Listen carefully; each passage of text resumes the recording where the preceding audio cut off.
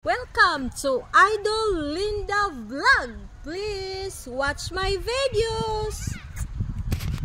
Ito nga pala ang ating masarap na ulam ngayong almusal mga idol. Pero backward tayo ay tuturuan ko kayo ng teknik kung paano madaling magluto ng biplop. O ayan, ilagay natin ang lata ng biplop dyan sa kalan, sa mainit na kalan. Diba?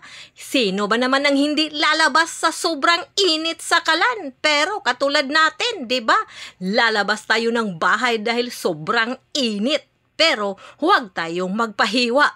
Ayan, ang biplop ay hihiwain natin. Walang kawala. At saka habang naghihintay tayo na mainit ang ating kawali ay mag-snack muna tayo ng carrot pipino na may sausawan din na salad dressing. Pero eto na, huwag tayong hahayaan nating sarili na mapunta tayo sa itlog. Ang biplop lang ang ating ibabad sa itlog mga idol para naman sobrang sarap nito. O diba, madali lang magluto ng biplop with egg. As easy as 1, 2, 3.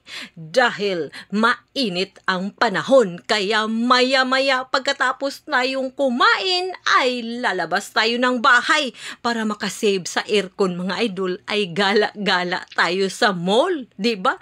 Mas malamig sa mall at nang makasave tayo sa bill ng ating kuryente. O diba, eto na, tapos na, naluluto na at kakain na tayo mga idol. Thank you for watching!